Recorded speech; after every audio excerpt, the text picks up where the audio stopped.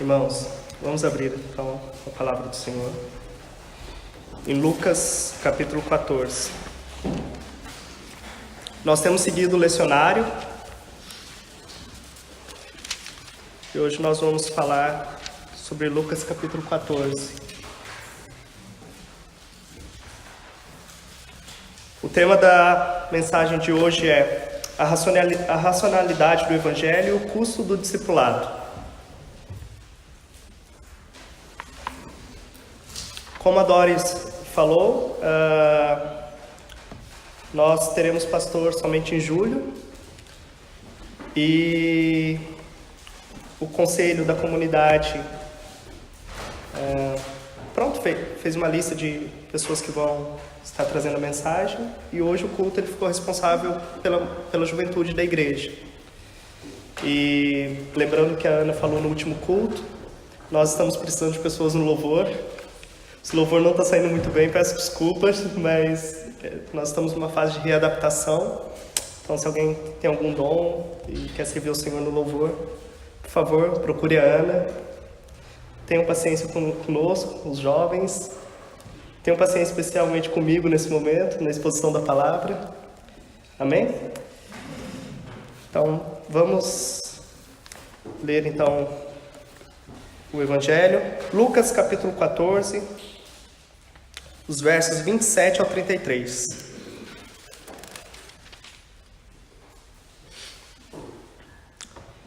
E aquele que não quiser pegar na sua cruz e vir comigo, também não pode ser meu discípulo.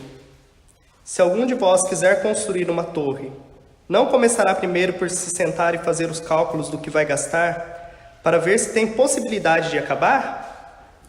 Isso para que não aconteça que comece a construir e a não possa acabar. Não faltará então quem faça troça dele e diga: este começou a construir, mas não conseguiu chegar ao fim.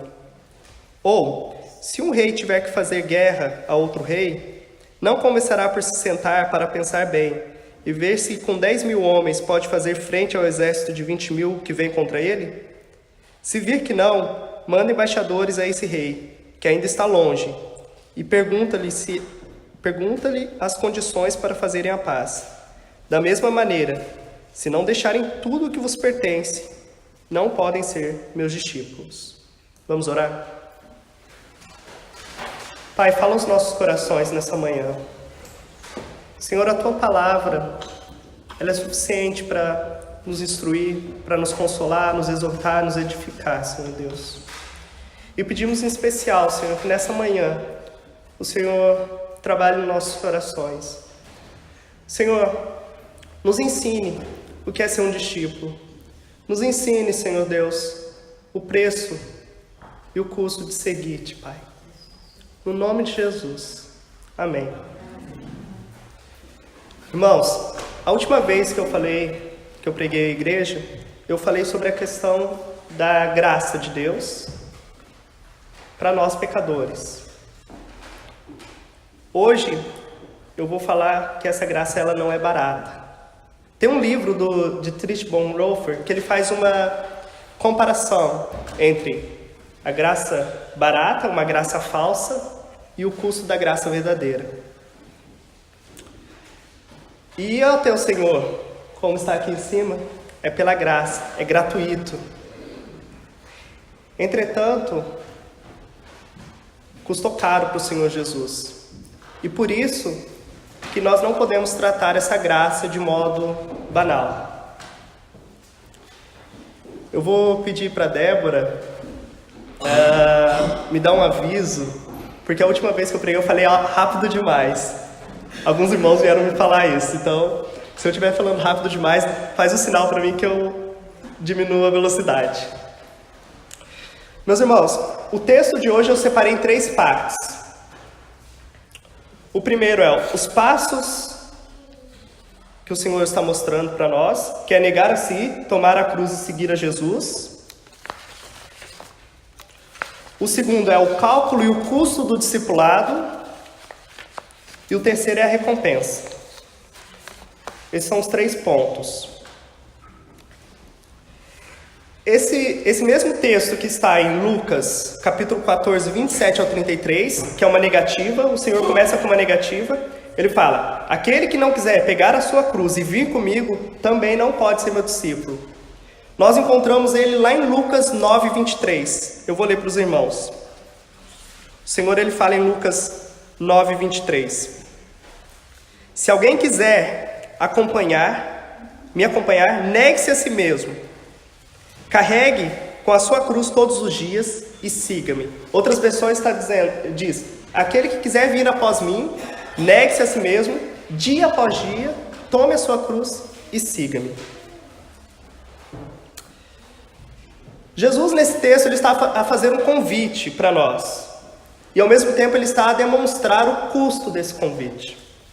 O convite é para o discipulado, irmãos. Não existe meio termos com o Senhor. Ou aceitamos sua salvação e convite ao discipulado, ou não somos de fato cristãos. Esse texto é muito duro, E, pessoalmente, quando eu estava a lê-lo e estudá-lo, o Senhor confrontou muito meu coração. E eu espero que confronte o coração de cada um que está aqui nessa manhã. Nós estamos num momento delicado na igreja. E a Doris, quando ela falou hoje aqui de manhã, um pouco atrás, que ela não consegue compreender um cristão que não partilha uma vida na comunidade. De fato. Um cristão, ele deve partilhar a vida na comunidade. Ele deve viver integralmente a fé. Meus irmãos, esse texto, ele perscruta o nosso coração. E no fundo o Senhor Jesus está perguntando: você de fato é meu discípulo?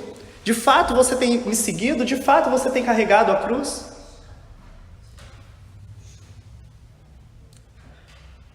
O Senhor então continua: aquele que não quiser pegar na sua cruz. Irmãos, é necessário um ato de vontade radical do homem em direção à cruz.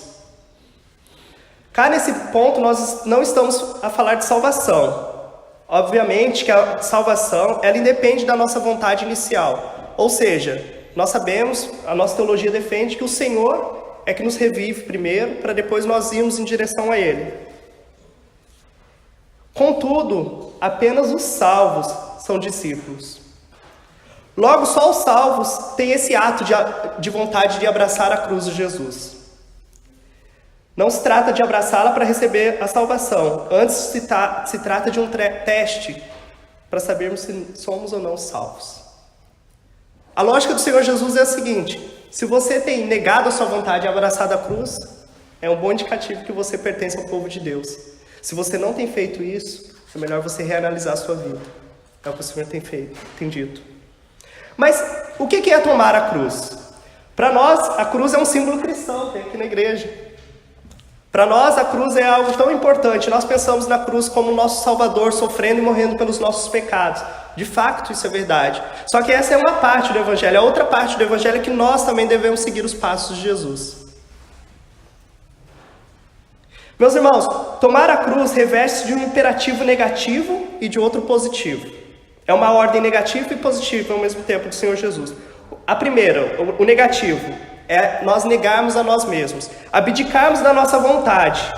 O segundo é fazer a vontade de Deus, em obediência.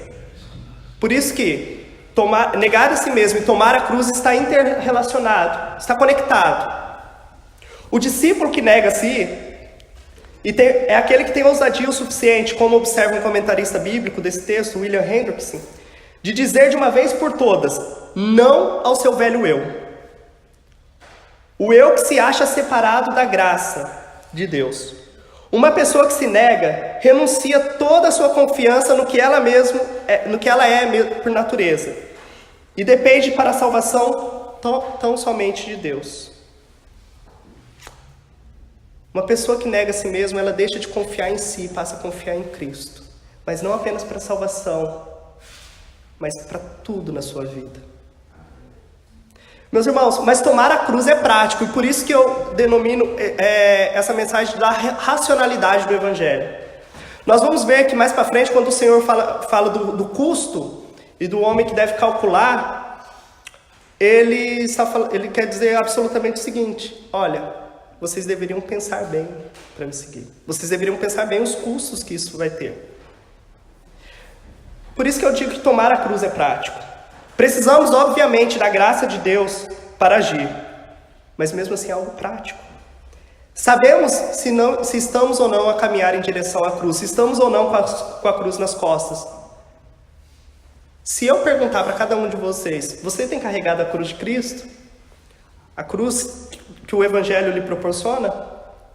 Talvez você pode não me responder da forma correta, talvez você possa ser furtivo e inventar desculpas ou não, mas no fundo do coração, cada um de nós sabemos se temos ou não seguido a Cristo. E isso não é uma pergunta que eu faço para vocês me responderem, mas é uma pergunta que eu faço para cada um de nós, inclusive a mim, para nós respondermos diante de Deus com a nossa consciência. Meus irmãos, assim, por ser prático, nós podemos fazer algumas perguntas de forma de autoanálise, para concluirmos se de fato ou não estamos com a cruz nas costas. Por exemplo, como eu tenho sido no meu dia a dia? Viver o Evangelho no domingo de manhã é muito fácil. Vir aqui na igreja e falar eu sou cristão é muito fácil.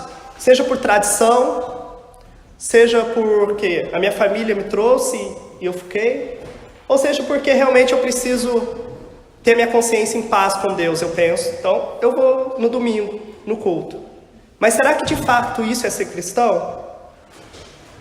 As perguntas continuam. Por onde têm andado os meus pensamentos? No que eu tenho pensado durante a semana, quando eu não estou no culto? Em que sítio eu tenho colocado os meus olhos?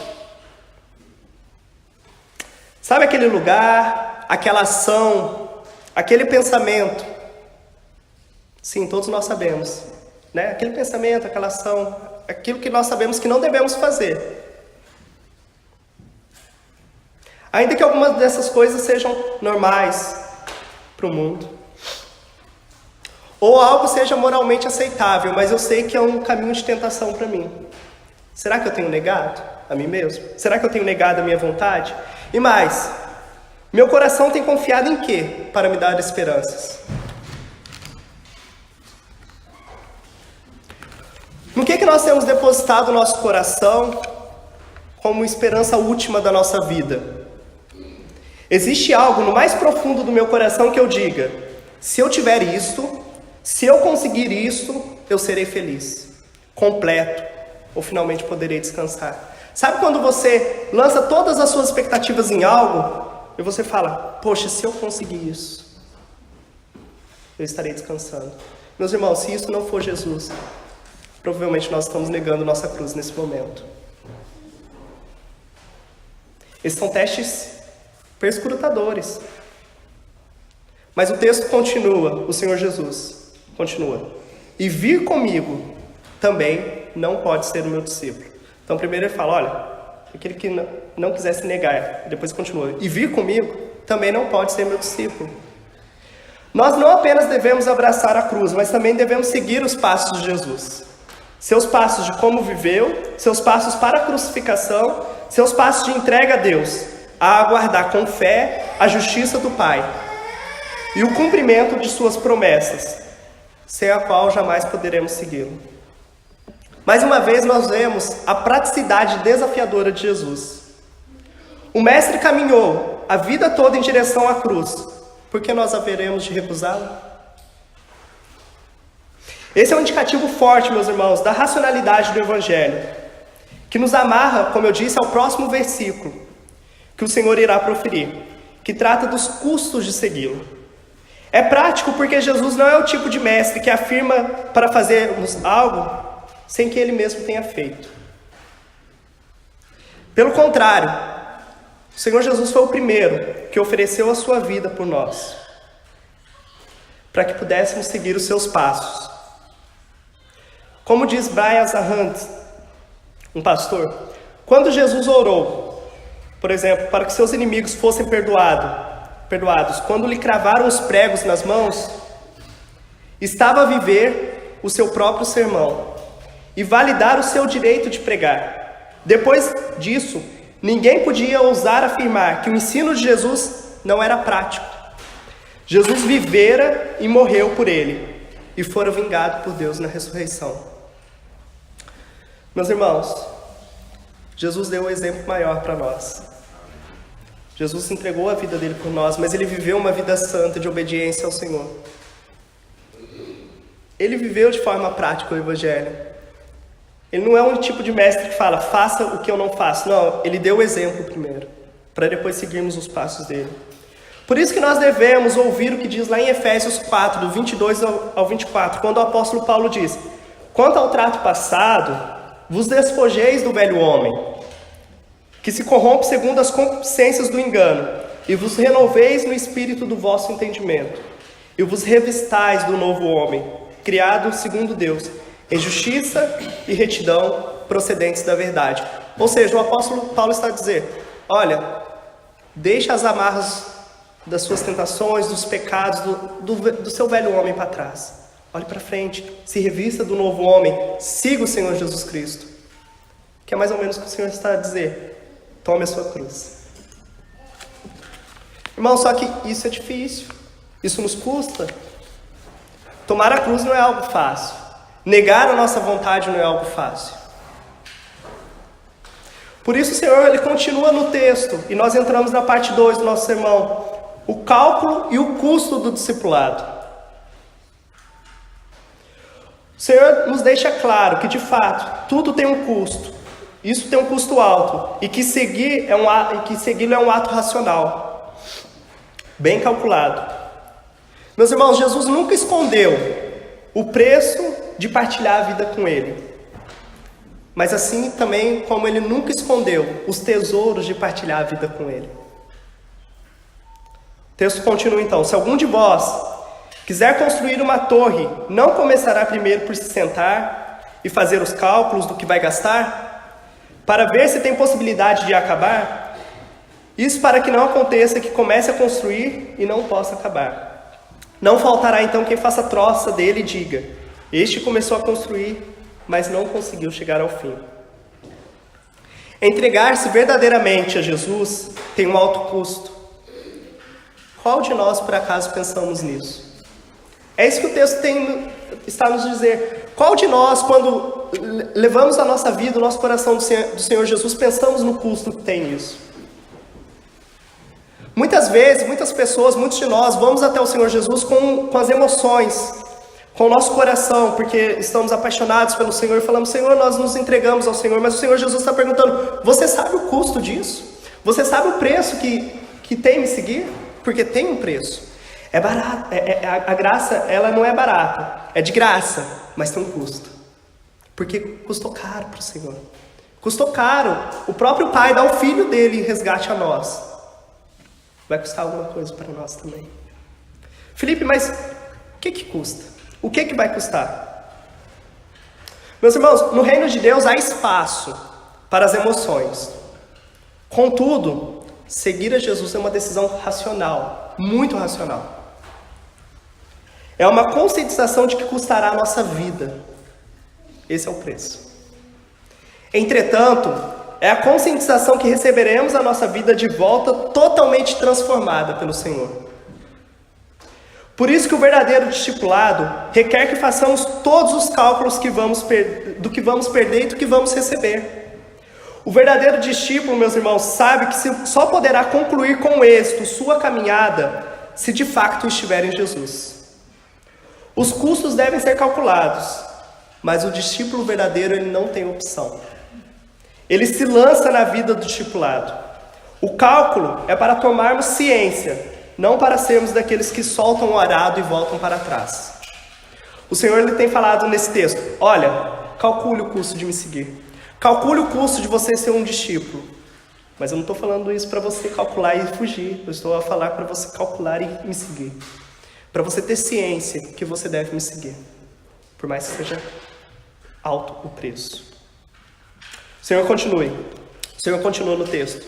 Ou se um rei tiver que fazer guerra a outro rei, não começará por se sentar para pensar bem e ver se com 10.000 homens pode fazer frente ao exército de 20.000 que vem contra ele? Se vir que não, manda embaixadores a esse rei, que ainda está longe, e pergunta-lhe as condições para fazerem a paz. Meus irmãos, N.T. Wright, um comentarista bíblico inglês, ele diz mais ou menos o seguinte, que muitos pensam que quando o Senhor está a falar sobre esse texto, porque no início ele começa inclusive a dizer: aquele que não odeia pai, mãe, não é digno de mim. O N.T. Wright diz que muitas pessoas ao ler esse texto pensam que é como se Jesus fosse um político que fizesse uma campanha inversa.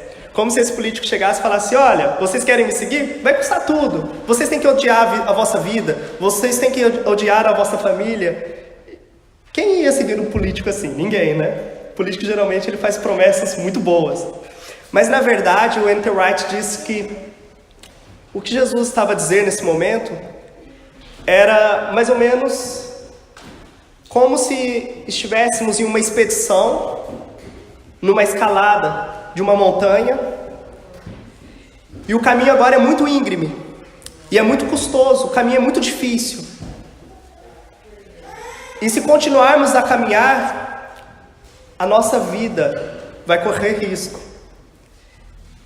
E o Senhor Jesus está a dizer: olha, é como se o dirigente dessa expedição falasse para as pessoas que estão a segui-lo: fale com a sua família, mande uma mensagem porque pode ser a última vez.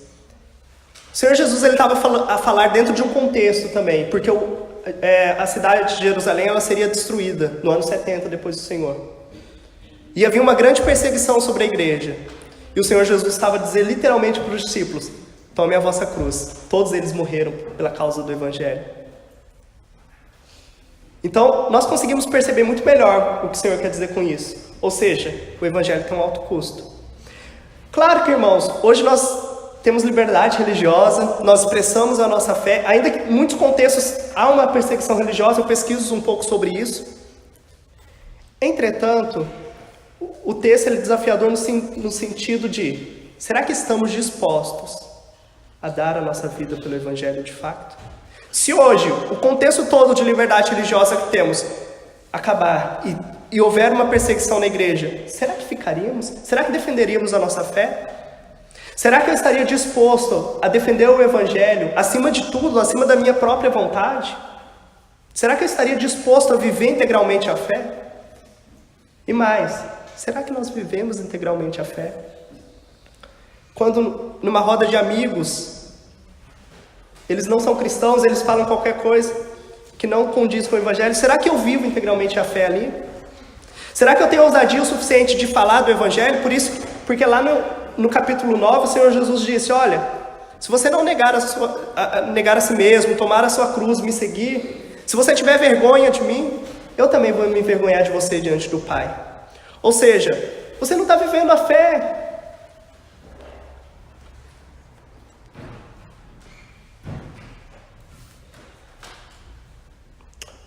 William Hendricks, voltando ao texto, quando o Senhor Jesus fala dos reis, ele comenta assim: o pecador também deve agir. A neutralidade é impossível, ou seja, você não pode ficar parado, você tem que tomar uma decisão. O que ele então deve fazer? Ele deve buscar reconciliação com Deus. Essa é a coisa sábia, sensata, razoável a fazer. E não é exatamente isso que o Senhor Jesus está nos dizer em todo o tempo? Meus irmãos, é curioso que no meio dessa passagem o Senhor Jesus ele começa por dizer de tomar a cruz, negar a si mesmo, e depois ele fala desse rei. Parece que é um pouco desconexo, porque o rei, ele fala: olha, suponha que há um rei que está sendo atacado e vai para a batalha, só que ele só tem um exército de 10 mil homens, e o outro rei que está a vir contra ele tem um exército de 20 mil homens. Ele deveria ponderar. Meus irmãos, nós somos o rei que temos um exército menor. Ou seja, nós estamos em oposição contra Deus, enquanto pecadores, enquanto não assumimos o custo do discipulado.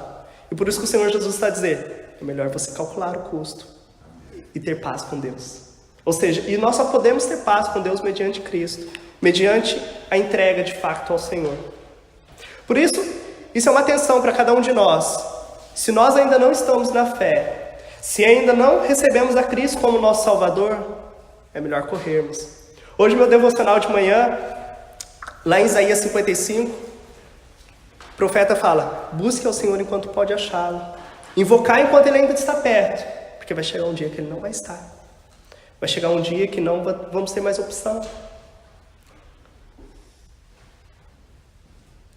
A graça de Deus é maravilhosa, mas a justiça de Deus também é real. E um dia Ele vai julgar todos os povos, Ele vai nos julgar. Estamos ou não em Cristo? Essa é uma pergunta para fazermos. Mas irmãos, o custo de seguir a Jesus é humilhar-se, reconhecer a nossa fragilidade, reconhecer que não podemos sozinhos caminhar, reconhecer que não podemos vencer nossas batalhas sem estarmos nele.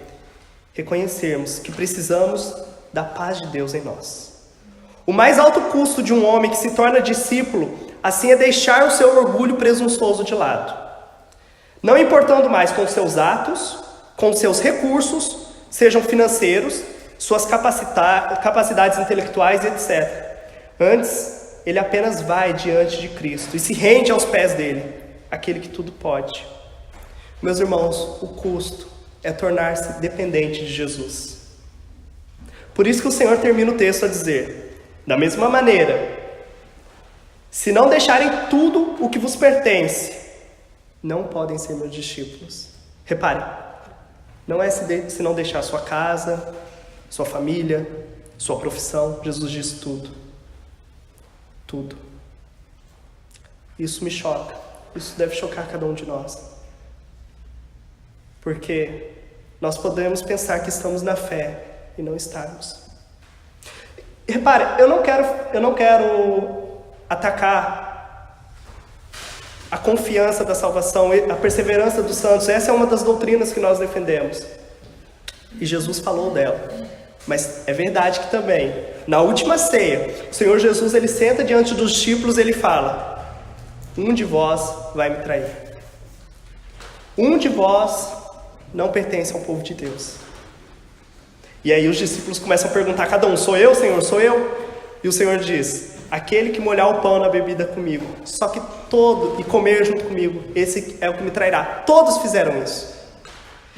Sabe por que o Senhor lança essa pergunta? Justamente para os discípulos analisarem o coração. Meus irmãos, um cristão de tempos em tempos, ele tem que analisar o próprio coração. Se você está na fé, graças a Deus, mas você ainda tem negado a si mesmo? Você tem negado o suficiente? Você tem expressado a fé, a natureza do Senhor Jesus? Ou é a sua vontade carnal que tem falado mais alto? Vai de fato custar-nos tudo seguir a Jesus. Meus irmãos, as pessoas do nosso tempo, elas são inclinadas a reconhecerem-se por aquilo que elas têm. Por exemplo, nós somos o nosso currículo excepcional, seja acadêmico ou profissional. Ou seja, eu sou um médico, eu sou um advogado, eu sou um doutor. Ou nós somos as nossas contas bancárias. Eu estou bem na vida porque eu tenho muito dinheiro. Ou somos nossas posições de poder. E quando eu falo poder, eu não estou falando só do governo, algo assim maior. Mas, por exemplo, eu sou um pregador, eu sou um músico da igreja. E não há mal nenhum em nós termos uma profissão, não há mal nenhum em nós servirmos ao Senhor, mas nós devemos abandonar tudo isso por causa do Senhor. Muitos de nós somos as nossas capacidades artísticas e literárias. Ou mais, nós somos pais amáveis, somos maridos comprometidos, esposas dedicadas. Somos tudo isso, porque em nosso tempo, nós temos a tendência de pensar que temos cada uma dessas coisas. Nós achamos que temos um currículo, que temos um casamento, que temos uma família, que temos uma profissão. Mas Jesus está a nos dizer nesse texto que enquanto não abrimos mão de tudo isso e termos apenas Ele, e nos reconhecermos por meio do nosso relacionamento com Ele, não podemos ser seus discípulos. Meus irmãos, ou nós quebramos os ídolos do nosso coração, ou eles quebrarão a nós. Quando o Senhor Jesus ele começa o texto a dizer: aquele que não odiar esposa, pai, mãe, não é digno de mim. O que ele está querendo dizer não é que você odeie no sentido de odiar com aquele ódio mortal. Na verdade é que você deve amar menos essas coisas do que o próprio Senhor Jesus. E aí o negócio começa a ficar um pouco mais difícil. Porque muitos de nós amamos mais a esposa, o marido, os filhos, a profissão, do que o próprio Senhor Jesus. João Calvino, ele dizia que o coração do homem é uma fábrica eterna e contínua de criar ídolos. Nós atacamos muitas vezes os católicos. Achamos que os irmãos católicos, eles são idólatras porque eles adoram imagens.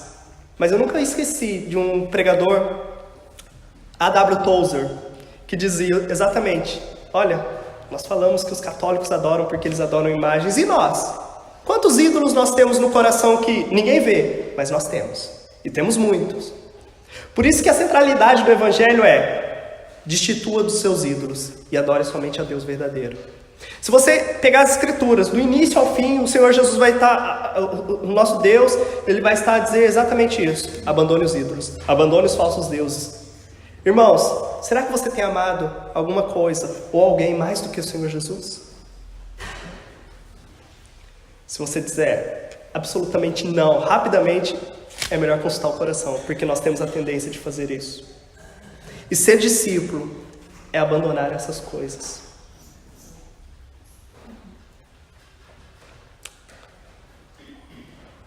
Custará tudo de nós seguir ao Senhor. Entretanto, ganharemos tudo. E aqui nós vamos para a parte final da mensagem. Seguir a Jesus sem as nossas preconcepções, sem a nossa arrogância de determinar como, quando e onde, mas apenas nos rendermos a Ele em confiança e dependência, mudará as nossas vidas. Não mais teremos a vida que temos, é verdade, mas receberemos visão para ver o que Ele tem feito. Receberemos o amor para amar como Ele tem amado. Receberemos ousadia para falarmos e agirmos como Ele tem falado e agido. Seremos transformados. Por isso a recompensa, meus irmãos, de abandonar tudo e seguir Jesus é grande. Meus irmãos, ser discípulo significa tornar-se escravo para ser livre. Ser discípulo significa tornar-se escravo de Jesus para sermos livres.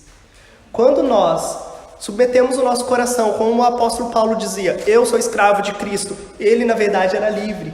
Ele era livre para amar as pessoas da forma correta, ele era livre para ter uma profissão da forma correta. Quando nós temos o nosso coração colado ao de Jesus, nós somos livres de verdade. Por isso que o Senhor Jesus disse, se o Filho vos libertar, sereis verdadeiramente livres. Ser discípulo significa que prenderemos o nosso coração ao de Jesus, mas seremos livres para amar as nossas famílias, os nossos amigos, a nossa profissão, as nossas conquistas da forma correta. Não como ídolos que nos escravizam, antes como instrumentos para a glória de Deus. Poderemos não apenas fazer tudo para a glória de Deus, mas deleitarmos na sua glória. Esse é o maior bem do Evangelho, o deleite na glória de Deus. O maior bem que o Evangelho pode nos dar, a maior recompensa que o Evangelho pode nos dar é nós olharmos para o Senhor Jesus e nos deleitarmos nele, encontrarmos nele a única satisfação da nossa vida. Encontrarmos nele a única fonte, a última fonte de bem e prazer da nossa vida. C.S. Lewis, ele dizia, na verdade, se analisarmos as audaciosas promessas do galardão e da natureza surpreendente das recompensas prometidas no Evangelho, pareceria que o Senhor Jesus considera que os nossos desejos não são muito fortes, eles são fracos. Isso sim, somos criaturas sem entusiasmo, brincando feito bobos e inconsequentes com bebida, sexo, ambições, quando se nos oferece uma alegria infinita. Agimos como uma criança sem noção, que prefere continuar fazendo bolinhos de lama no cortiço, porque não consegue imaginar o que significa a dádiva de um fim de semana na praia. Muito facilmente, nós nos contentamos com pouco. C.S. Lewis diz, olha, na verdade vocês acham que os seus desejos, que os nossos desejos são grandes, eles são fracos. Porque o Senhor Jesus tem nos oferecido um desejo muito maior. O Senhor Jesus tem nos oferecido uma alegria infinita. E nós trocamos isso pelos desejos passageiros da nossa vida. É duro isso, né, irmãos? Por isso que Agostinho de Hipona diz, Senhor, é duro te seguir. Mas ele continua, é impossível te deixar. E o Martin Luther King, uma frase muito famosa dele, eu tive muitas coisas que guardei nas minhas mãos, e eu perdi todas elas. Mas tudo que eu guardei nas mãos de Deus, eu ainda possuo. Meus irmãos, o Senhor Jesus nesse momento ele está a nos convocar para uma decisão. O Senhor Jesus está a nos convocar para uma decisão de sermos discípulos dele, de nos rendermos a ele e de falarmos, Senhor, a minha vida é sua, eu entrego ela em oferta para o Senhor, guia a minha vida. Me ajude, Senhor, a não amar as coisas ou as pessoas mais do que a você. Para terminar, uma historinha. Tinha uma comitiva no céu, de anjos, e uma comitiva no inferno, de diabinhos. E os anjos, no meio tinha um muro, e tinha uma pessoa sentada lá. E os anjos estavam fazendo a maior festa. Olha, vem para Cristo, vem para o Evangelho, receba o Senhor. E os anjos faziam muita festa. E do outro lado do muro estava o diabo, com os diabinhos, e o diabo estava calado, parado. E os diabinhos começaram a ficar assustados e falaram assim, Senhor diabo, olha a festa que eles estão a fazer, nós não estamos fazendo nada. Nós temos que fazer alguma coisa. Aí o diabo assim, fiquem tranquilos, o muro é meu. Meus irmãos, o muro é do diabo. Ou seja, não existe neutralidade no reino de Deus.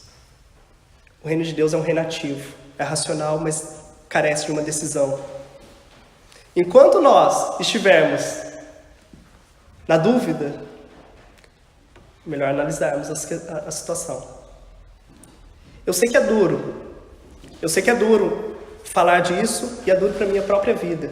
O Senhor tem me confrontado, o Senhor me confrontou com essa palavra, mas ela é necessária. O Evangelho ele fala de graça, ele fala de amor, ele fala de muitas coisas, mas fala também do custo dessa graça. Vamos orar?